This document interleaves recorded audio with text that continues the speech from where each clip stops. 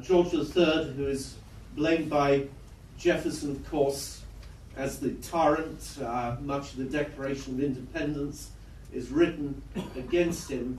What I found interesting about George III was that, in fact, he played very little role in the decisions that led to the American Revolution and in the formation of British policy. On the other hand, people can keep him as their villain because after the Boston Tea Party, he became Britain's leading war hawk.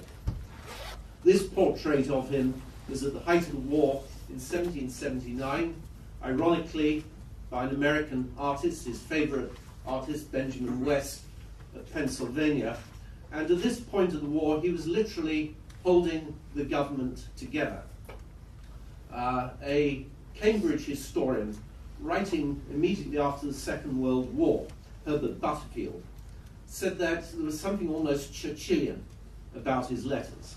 He would write, "If any 8 men will stand beside me, I intend to go on." He said that he regarded anyone as essentially committing treason who spoke out against the war and encouraging the enemy.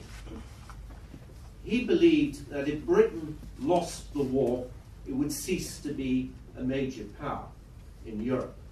And this really eliminates, I think, one myth on the other side of the Atlantic, where, of course, very few people really inform themselves of the history of the American Revolution, but they would love to say to a friend from America or a tourist, "Oh, that was the little war in the colonies, it wasn't important."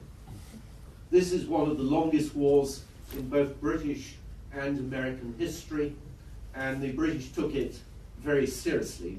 George III's belief that Britain would cease to be a major power was even shared by those who opposed the war, so it's a widely shared belief. George III felt so strongly that he twice actually wrote out his abdication speech and was even planning to leave and live in Hanover in Germany rather than face the prospect of the loss of America. After the Battle of Yorktown, George III wrote to Lord George Germain, the principal minister in London responsible for the war, and said, "This is a minor setback, this is like Saratoga, we must go on." Germain, in fact, began the planning for the next phase of the war at the beginning of 1782.